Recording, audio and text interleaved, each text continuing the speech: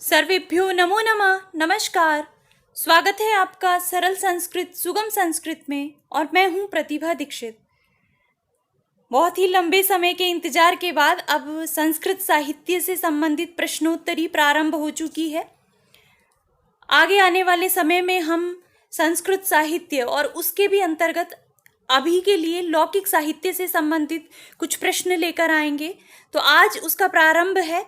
इसके पहले भाग में संस्कृत साहित्य के लौकिक साहित्य से संबंधित 40 प्रश्न हम हल करेंगे। इन 40 प्रश्नों को हल करते हुए इनकी व्याख्या के संदर्भ में और भी कॉन्सेप्ट्स आपके क्लियर हो जाएंगे। तो आप अच्छे से देखिए, ध्यान से देखिए, वीडियो को पूरा देखिए। ये जो वीडियो है ये अगर आपने सिलेबस पढ़ रखा है, साहित्य पढ़ रखा है, तो रिवीजन की दृष्टि से आपके लिए महत्वपूर्ण है।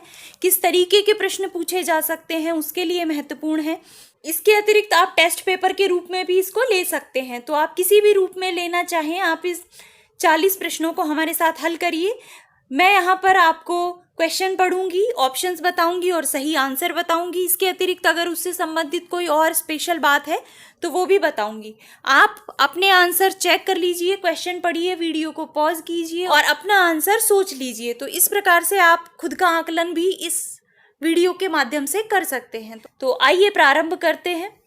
पहला प्रश्न है, आदि कवि के रूप में जाने जाते हैं व्यास, कालिदास, वाल्मीकि या भास? तो आदि कवि के रूप में बहुत ही स्पष्ट प्रश्न है। किसको जाना जाता है? वाल्मीकि को। और रामायण को आदि काव्य के रूप में जाना जाता है। दूसरा प्रश्न है, 50 सर्गात्मक काव्य है महाभारत, रामायण, नाट्यशास्त्र या छंद शास्त्र? 50 सर्गात्मक काव्य का क्या तात्पर्य है? ऐसा काव्य जिसमें 500 सर्ग हों। अब देखिए, कुछ स्थानों पर रामायण में सर्गों की संख्या 645 भी प्राप्त होती है। लेकिन अगर इस तरीके का प्रश्न आपसे पूछ लिया जाए, चूंकि अब अलग अलग संस्करण इनके प्राप्त होते हैं, अलग अलग जो प्राप्त इनके प्रिंटिंग के रूप हैं उनमें सर्गों की संख्या कुछ ऊपर नीचे प्राप्त होती है, तो इसको 50 सर्गात्मक काव्य भी कहा जाता है। किसको? महाभारत, रामायण, नाट्यशास्त्र या छंद शास्त्र? तो रामायण को 50 सर्गात्मक काव्य भी कहा जाता है। तीसरा प्रश्न है, चतुर्विंशति शास्त्री संहिता के नाम से प्रसिद्ध है। चतुर्विंशति शास्त्री संहिता के नाम से कौन जाना जाता है? वाजस्नेयी संहिता, मैत्रायणी संहिता, रामायण या महाभारत?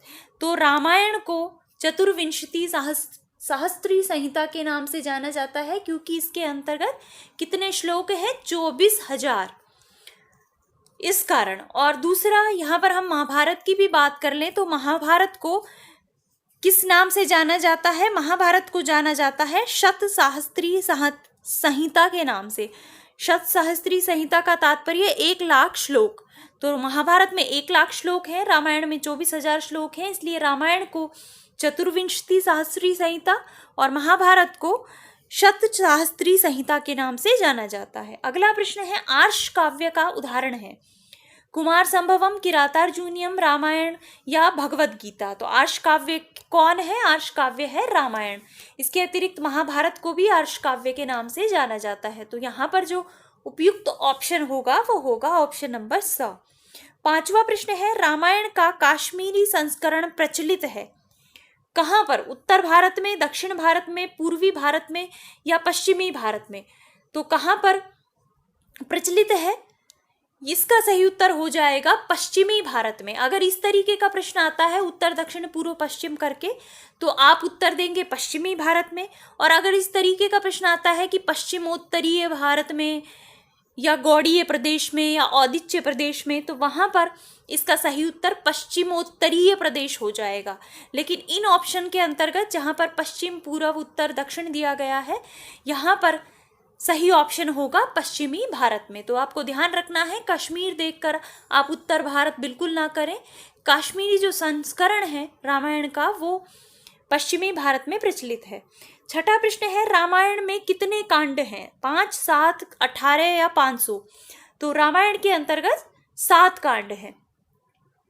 अगला प्रश्न है, रामायण में कांडों का विभाजन किया गया है। रामायण में जो 7 कांड हैं उनको भी आगे किन में विभाजित किया गया है? अध्यायों में, सर्गों में, प्रपाठकों में या वर्गों में?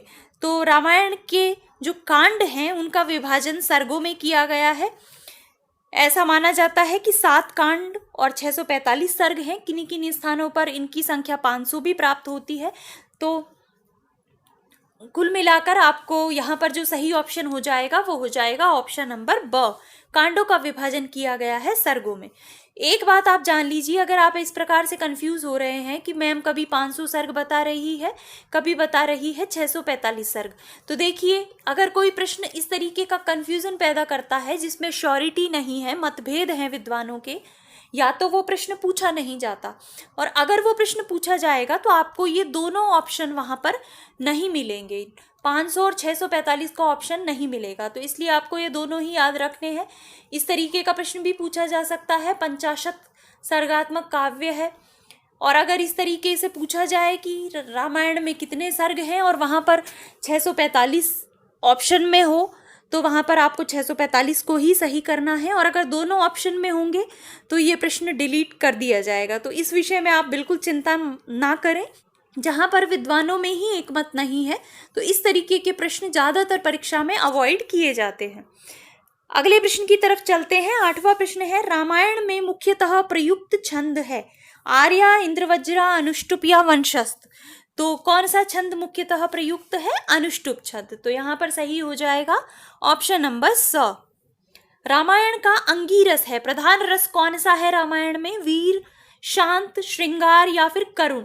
तो रामायण का प्रधान या अंगीरस है करुण रस। तो यहाँ पर हो जाएगा ऑप्शन नंबर द। 10वां प्रश्न है, निम्न में से रामायण किसका उपजीव्य नहीं है?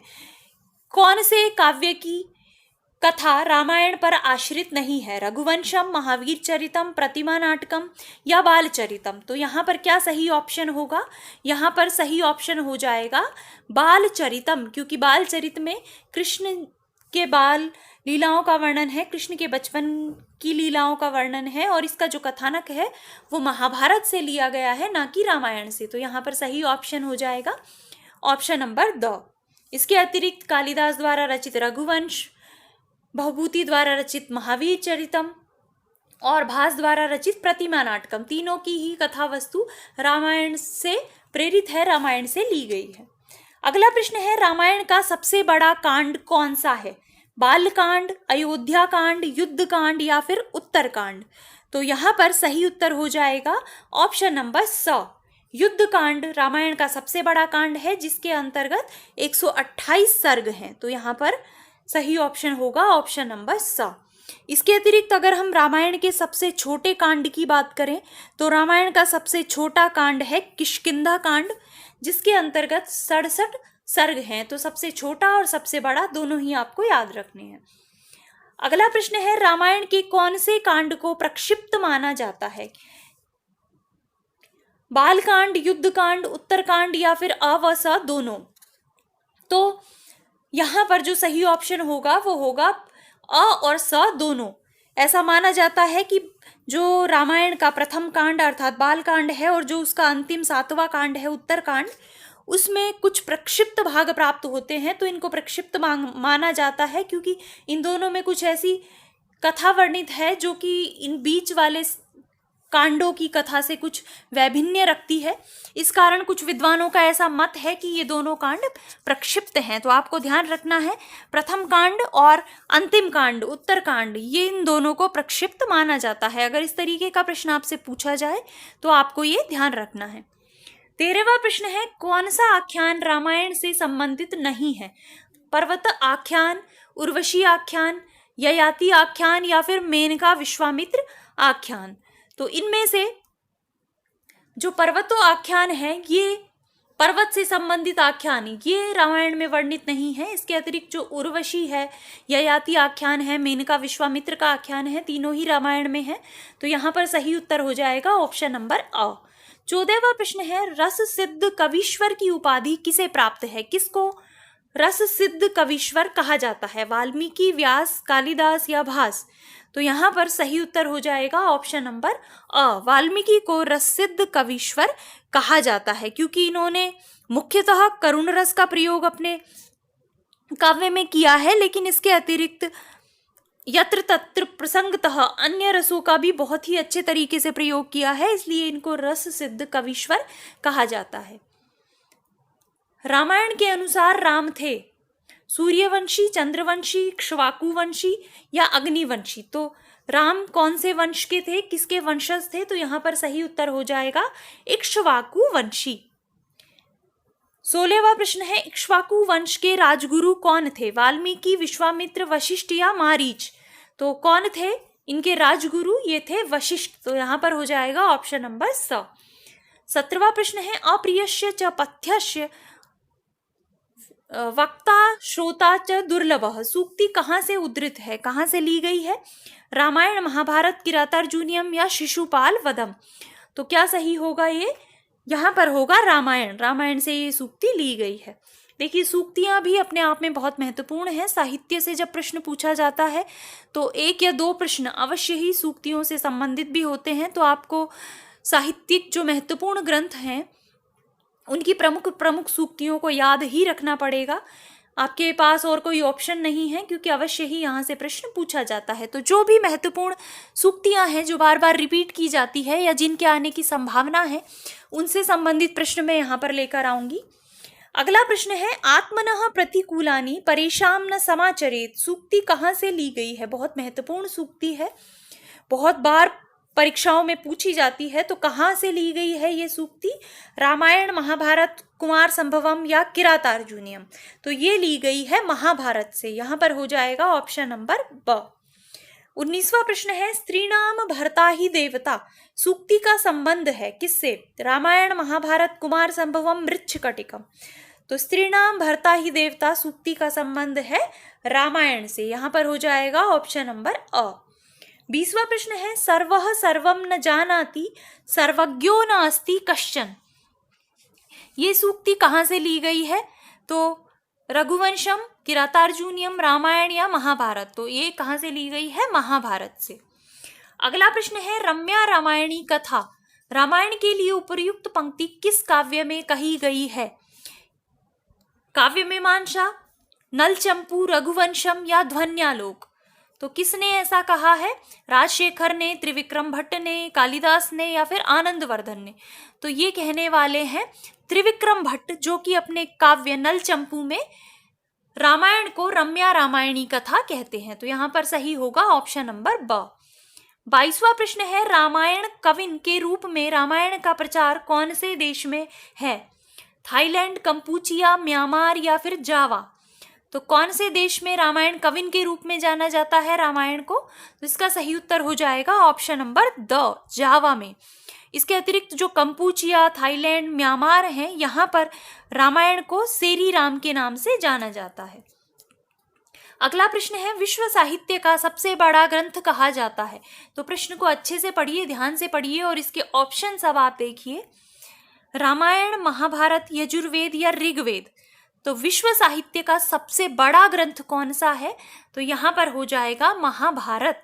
और अगर विश्व साहित्य का प्राचीनतम ग्रंथ आपसे पूछा जाए, प्रथम पुस्तक पूछी जाए विश्व की, तो वो हो जाएगा ऋग्वेद। अगला प्रश्न है, यद इह अस्ति तद अन्यत्र न यन्न इह अस्ति न तत् क्वचित् उपयुक्त पंक्ति किसके विषय में प्रसिद्ध है? रामायण, महाभारत, मनुस्मृति या ऋग्वेद?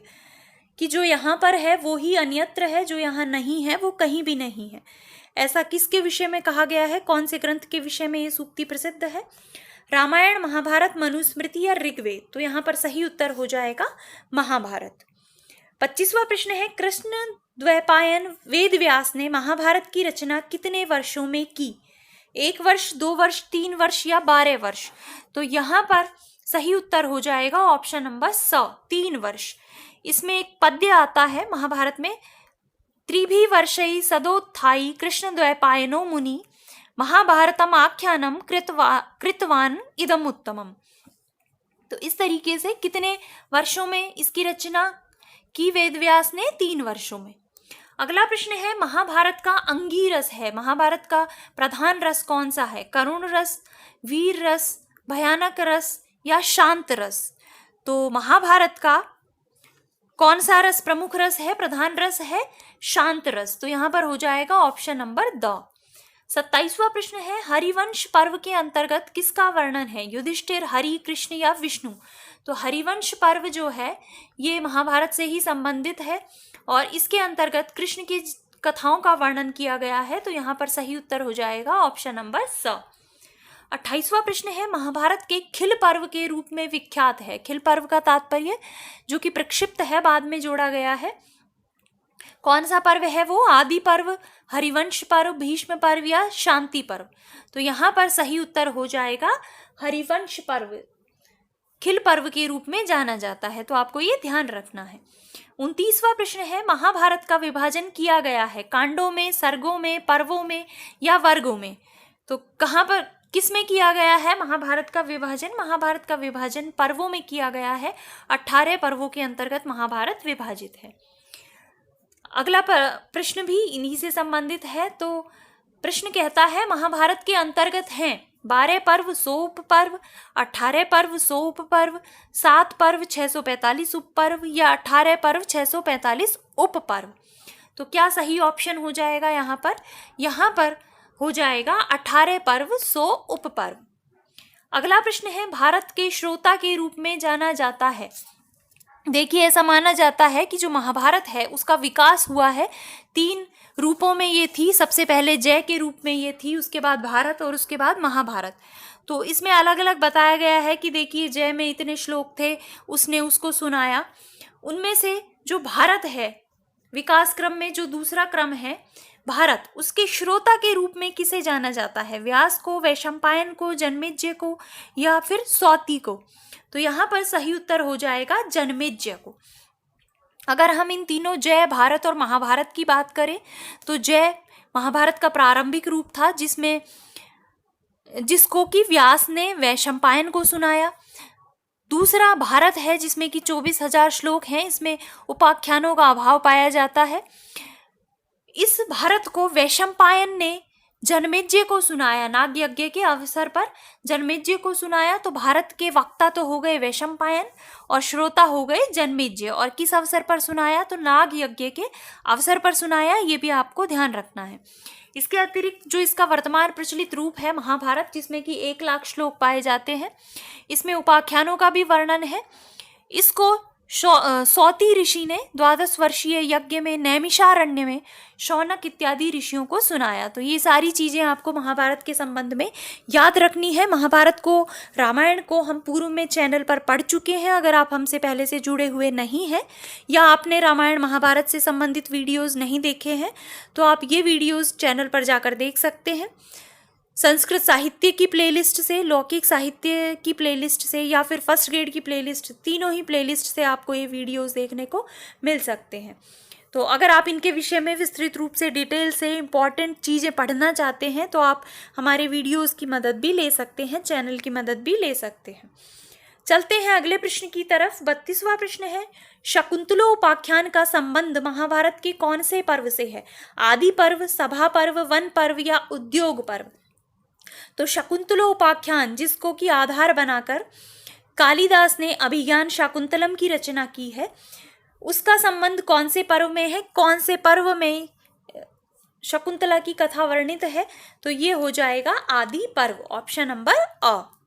33वां प्रश्न है, महाभारत का सबसे बड़ा पर्व है? आदि पर्व, विराट, शांति पर्व या महाप्रस्थानिक पर्व? तो महाभारत का सबसे बड़ा पर्व है शांति पर्व, जो कि इसका 12वां पर्व है। तो आपको इसके जो सारे 18 पर्व हैं सबको याद रखना है, नाम से याद रखना है, क्रम से याद रखना है, क्योंकि क्रम भी आपकी बहुत सहायता कर सकता है इसके अंतर्गत। अगले प्रश्न की तरफ चलते हैं। अगला प्रश्न है, महाभारत का सबसे छोटा पर्व है? कौन सा पर्व सबसे छोटा है? शल्य पर्व, स्त्री पर्व, महाप्रस्थानिक पर्व या स्वर्गारोहण पर्व? तो जो महाभारत का 17वां सर्ग है, महाप्रस्थानिक पर्व, जिसमें युधिष्ठिर इत्यादि पांडव हिमालय यात्रा का वर्णन है, जिसमें युधिष्ठिर के अलावा सभी का हिमालय पर पतन हो जाता है और युधिष्ठिर सशरीर स्वर्ग में पहुंच जाते हैं। ये सारा वृत्तांत महाप्रस्थानिक 17वें पर्व में वर्णित है और ये सबसे छोटा पर्व है महाभारत का। अगला प्रश्न है, महाभारत के किस संस्करण में हरिवंश पर्व का अभाव पाया जाता है? देखिए, महाभारत के 3 संस्करण प्रचलित हैं, कलकत्ता संस्करण, बंबई संस्करण और मद्रास संस्करण। तो उनमें से कौन सा ऐसा संस्करण है जिसमें हरिवंश पर्व का अभाव पाया जाता है? तो यहाँ पर सही ऑप्शन हो जाएगा ऑप्शन नंबर ब। बम्बई जो संस्करण है उसकी दो विशेषताएं हैं, एक तो उसमें हरिवंश पर्व का अभाव पाया जाता है, दूसरा वो नीलकंठी टीका के साथ प्रकाशित है। तो आपको दोनों ही बातें बम्बई संस्करण के विषय में याद रखनी है। अगला प्रश्न है, जय में कुल श्लोक हैं। तो जो महाभारत के विकास क्रम में इसकी प्रथम अवस्था थी जय, उसमें इसके अंतर्गत कितने श्लोक थे? 8800, 24,000, 32,000 या फिर 1,00,000? तो यहाँ पर सही ऑप्शन हो जाएगा ऑप्शन नंबर अ, 8800। उसके बाद भारत आया तो भारत में 24,000 श्लोक थे, और उसके बाद इसका जो विकसित रूप है वो है महाभारत, उसमें 1,00,000 श्लोक हैं। तो आपको ये याद रखना है, जय, भारत और महाभारत। अगला प्रश्न है, भगवद गीता महाभारत के कौन से पर्व में है? प्रथम, द्वितीय, षष्ठ या द्वादश पर्व? तो भगवद गीता भीष्म पर्व में वर्णित है। भीष्म पर्व आदि सभावन विराट उद्योग भीष्म छठा पर्व है।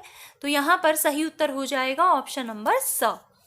38वां प्रश्न है, भीष्म पितामह के पिता का क्या नाम था? देवव्रत, शांतनु, व्यास या फिर मांडविक? तो भीष्म पितामह के पिता का नाम था शांतनु, जिन्होंने वृद्धावस्था में अपने पुत्र से परमिशन लेकर या अपनी पुत्र की अनुमति से सत्यवती से विवाह किया था। तो संभवतः अगर आपने महाभारत टीवी पर देखी होगी या आपने कभी पढ़ी होगी तो आपको कथा याद आ गई होगी। इनके पिता का नाम था शांतनु, इनकी माता का नाम था गंगा, और इन्होंने ये स्वयं उस सत्यवती पर मोहित थे, लेकिन इनके पिता भी मोहित हो जाते हैं, तो ये सत्यवती से फिर अपने पिता का विवाह करा देते हैं। ये सारा वृत्तांत महाभारत के अंतर्गत आता है, और ये प्रश्न परीक्षा में पूछा भी गया है पहले। अच्छा प्रश्न है, आपको याद रखना है, क्योंकि विद्यार्थी थोड़ा सा कंफ्यूज हो सकता है। तो भीष्म पितामह के पिता का नाम था शांतनु। 39वां प्रश्न है, महाभारत में किस वंश के इतिहास का वर्णन है? कौन से वंश से संबंधित थे ये राजा? सूर्यवंश, चंद्रवंश, इक्ष्वाकु वंश या वृष्णि वंश? तो यहाँ पर सही उत्तर हो जाएगा चंद्रवंश। जो कुंती का वंश था वो वृष्णि वंश था। इसके अतिरिक्त कृष्ण का वंश यदुवंश था, जिसका कि समूल नाश हो गया था कुंती के श्राप से। इसके अतिरिक्त महाभारत में किस वंश के इतिहास का वर्णन है, अगर ऐसा पूछा जाए तो ये हो जाएगा चंद्रवंश। और अंतिम प्रश्न है, महाभारत के अंतिम दिन कौरव सेनापति कौन था? भीष्म, शल्य, द्रोण या कर्ण? तो अंतिम दिन 18वें दिन तक महाभारत का युद्ध चला, और अंतिम 18वें दिन जो कौरव सेना की तरफ से सेनापति नियुक्त हुआ वो था शल्य। तो यहाँ पर सही हो जाएगा ऑप्शन नंबर ब। तो इस तरीके से ये 40 प्रश्न हैं। ये आपको कैसे लगे आप कमेंट करके अवश्य बताइएगा। इसके अतिरिक्त अगर आपके कोई सुझाव हैं तो वो भी आप मुझे बता सकते हैं। अगर आपको कोई डाउट है तो वो भी आप कमेंट कर सकते हैं। मैं यथासंभव प्रयास करूंगी आपकी समस्या को सुलझाने का। इसके अतिरिक्त अगर आपको ये वीडियो पसंद आया है तो लाइक करने में बिल्कुल भी कंजूसी ना करें।